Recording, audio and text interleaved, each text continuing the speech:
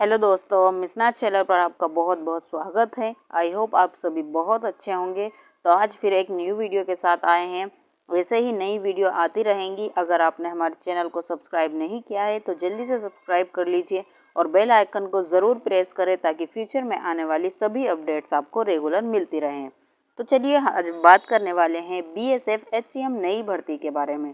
तो BSF border security force HCM head constable minstrel, तो इस चीज़ के आज हम बात करेंगे। पोस्ट इसमें होंगी आपकी 1526, जिसका ऑफिशियल नोटिफिकेशन आ चुका है।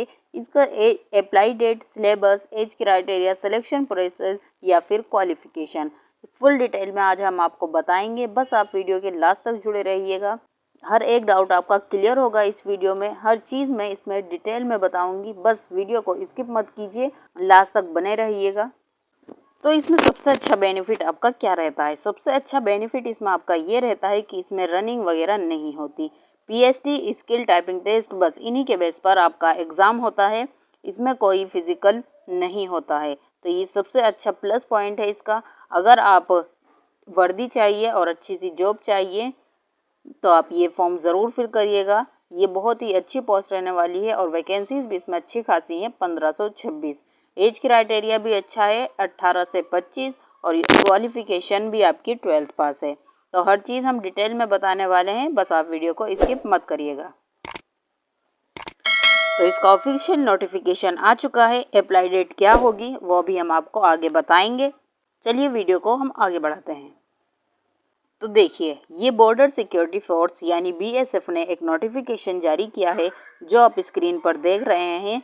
ये आपको क्लियर दिख रहा होगा। चलिए मैं थोड़ा इसे जूम कर देती हूँ ताकि आपको और अच्छे से मैं समझा पाऊँ।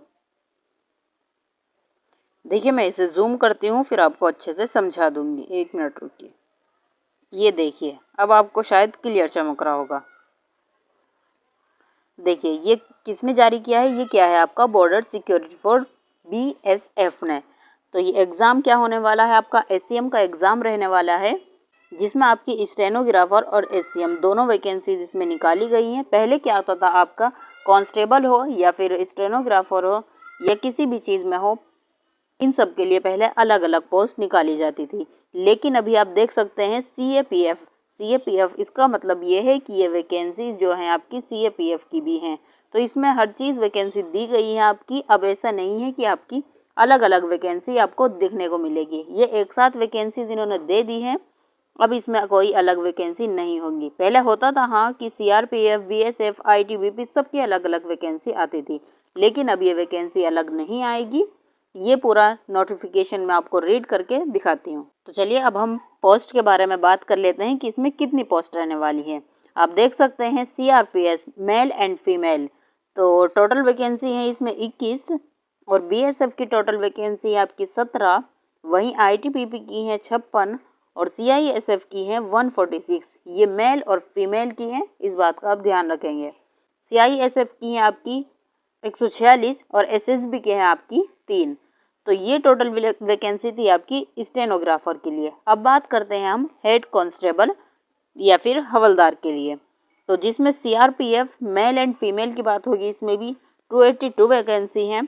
वहीं BSF के लिए 302 वैकेंसी हैं और ITBP के लिए आपकी 163 हैं। CISF के लिए 496 हैं। तो CISF में सबसे ज़्यादा वैकेंसी है इसमें, और SSB में है आपकी 5, वहीं AR में है आपकी 35। तो ये टोटल वैकेंसीज थी आपकी। दोनों वैकेंसीज के बारे में मैंने बता दिया है, फिर वो कांस्टेबल हो या फिर स्टेनोग्राफर। आप वीडियो को स्किप मत करिएगा, मैं पूरी डिटेल इसमें आपको बताने वाली हूँ। कोई भी डाउट आपका नहीं रहेगा, बस आप वीडियो के लास्ट तक जुड़े रहिएगा।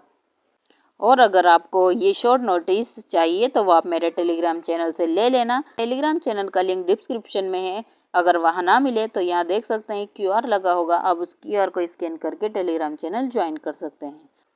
अब अगर हम टोटल पोस्ट और क्वालिफिकेशन की बात करते हैं तो पोस्ट का नेम है आपका हेड कांस्टेबल मिनिस्टर, तो जिसमें है आपकी 1283 पोस्ट और क्वालिफिकेशन होगी इसमें 12th पास। अगर हम बात करते हैं ASI assistant sub inspector stenographer की, जिसमें है आपकी 243 वैकेंसी और इसमें भी आपको 12th पास होना है।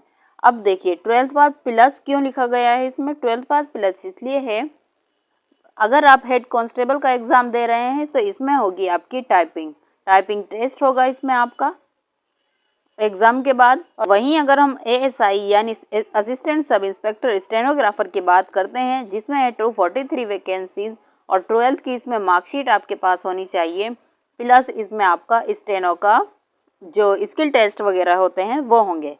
समझ में आ गया। हेड कांस्टेबल और एएसआई दोनों के बारे में टोटल वैकेंसीज हो गई आपकी 1526। कितनी वैकेंसीज हो गई? 1526। क्वालिफिकेशन दोनों के लिए 12th पास है, लेकिन हेड कांस्टेबल के लिए आप टाइपिंग में होना चाहिए। टाइपिंग फिर वो आप हिंदी या इंग्लिश दोनों में चॉइस आपकी होती है, आप हिंदी चूज़ करिए या फिर इंग्लिश। वहीं एएसआई में स्टेनो का होता है आपका, तो इन दोनों में प्लस पॉइंट ये है आपका। अब अगर हम बात करते हैं एज लिमिट की, तो एज लिमिट अगर हम जनरल की बात करते हैं, ये आपकी जनरल के लिए बताई है मैंने, 18 से 25 ईयर्स होनी चाहिए। अगर 18 और 25 के हैं आप तो बिल्कुल बीच वाला तो कर ही सकते हैं, लेकिन आप 18 के हो चुके हैं और 25 के हो चुके हैं तो आप ज़रूर ये फॉर्म फिल करिएगा। ओबीसी के लिए बात करते हैं तो 18 से 28, वहीं एससी या फिर शेड्यूल ट्राइब एसटी के लिए बात करते हैं तो 18 से 30 साल इसमें एज आपकी मांगी गई है। अब की डेट की गणना कब से की जाएगी एज ऑन, तो वो की जाएगी आपकी 8 जुलाई 2024 से। तो इसलिए अगर आप 8 जुलाई तक 18 के या फिर 25 के हो जाते हैं तो ये फॉर्म फिल कर सकते हैं आप। चलिए अब अगर हम इसमें एग्ज़ाम प्रोसेस की बात करते हैं कि किस तरह से क्या रहने वाला है। सबसे पहले होगा आपका रिटन एग्ज़ाम, जो होगा आपका सीबीटी यानी कंप्यूटर बेस्ड टेस्ट होगा। मल्टीपल चॉइस क्वेश्चन होंगे, बट होगा आपका कंप्यूटर बेस्ड टेस्ट। उसके बाद होगा आपका पीएसटी फिजिकल स्टैंडर्ड टेस्ट। इसमें आपकी रनिंग वगैरह नहीं होगी, ये मैं आपको पहले भी बता चुकी हूँ।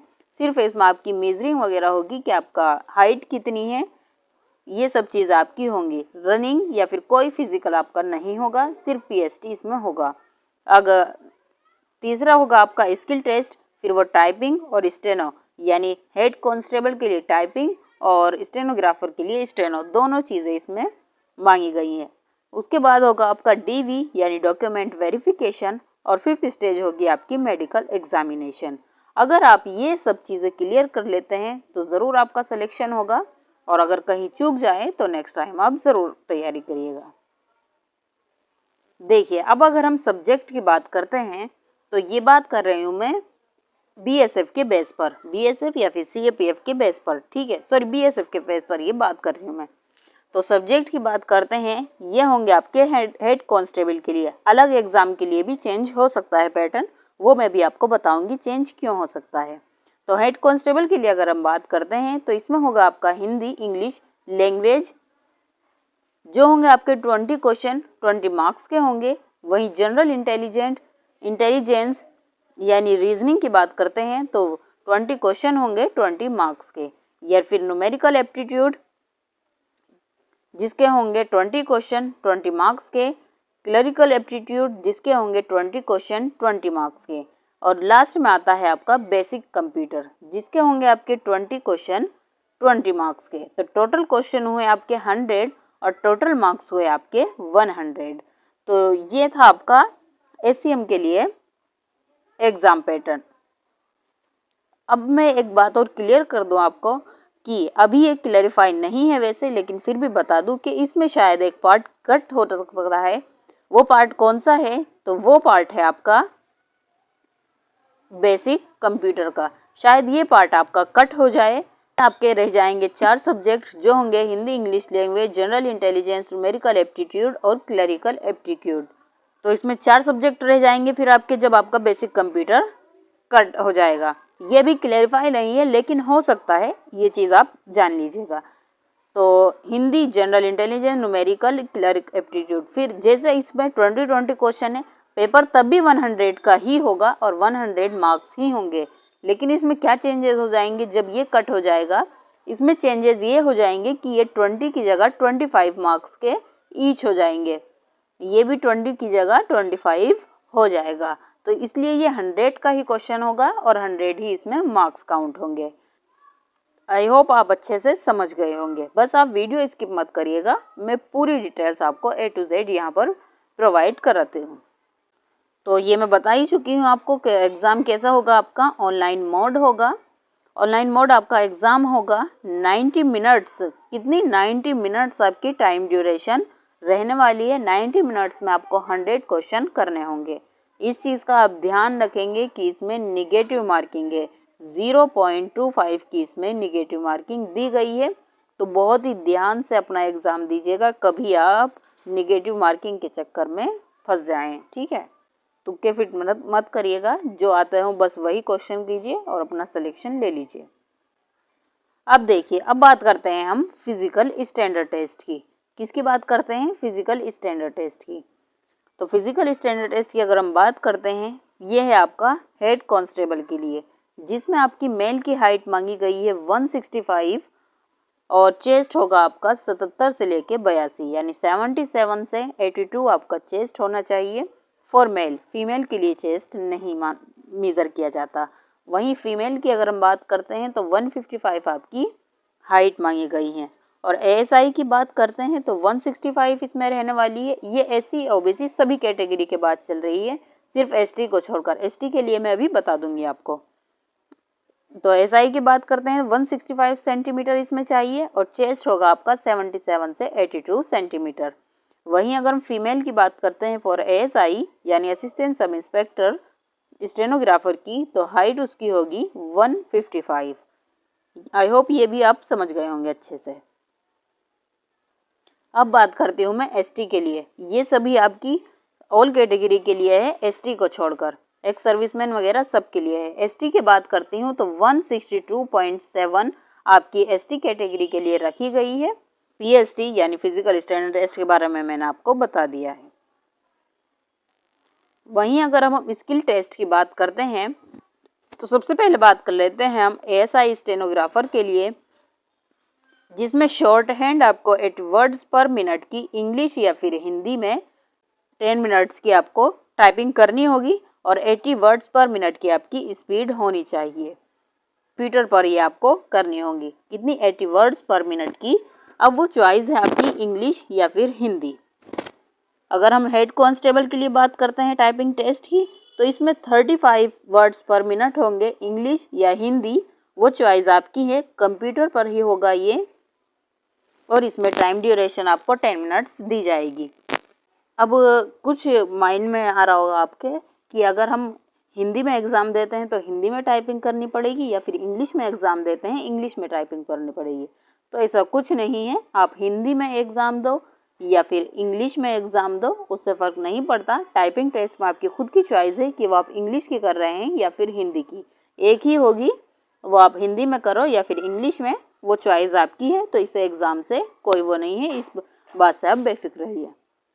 अब अगर मैं बात करती हूँ इसके फ़ीस की कि आपकी फ़ीस क्या रहने वाली है एप्लीकेशन फॉर्म की, तो जनरल OBC या फिर एक्स सर्विसमैन के लिए तो वो होगी आपकी 200 रुपीज़। और अगर वहीं SC ST और एक्स सर्विसमैन है तो वो आपको कोई शुल्क नहीं देना होगा, वहीं आपकी ये शून्य होगी। और मोड ऑफ पेमेंट आपका ऑनलाइन होगा, आप UPI या फिर डेबिट कार्ड के थ्रू अपना पेमेंट कर सकते हैं। तो चलिए अब हम बात करते हैं डेट के बारे में, जिसका आप सभी वेट कर रहे होंगे कि इसमें डेट क्या रहने वाली है। तो स्टार्टिंग डेट की अगर हम बात करते हैं तो वो आपका 9 जून को होगा और 9 जून को ही शायद आपका नोटिफिकेशन, कंप्लीट नोटिफिकेशन आ जाए। अभी ये शॉर्ट नोटिफिकेशन आया है बट ये ऑफिशियल नोटिफिकेशन है, तो उसमें हिंट दे दिया गया है, अभी फुल डिटेल्स नोटिफिकेशन आना बाकी है। और लास्ट डेट की अगर हम बात करते हैं तो 8 जुलाई रहने वाली है, यानी आपको फॉर्म फिल करने के लिए पूरा 1 महीना दिया जाएगा। और डेट, सॉरी थोड़ा कट गया, ये डेट नहीं है, ये है आपकी एग्ज़ाम डेट। तो एग्ज़ाम डेट की अगर हम बात करते हैं वो भी अनाउंस नहीं हुई है, वो आपको नोटिफाई कर दी जाएगा हमारे चैनल पर।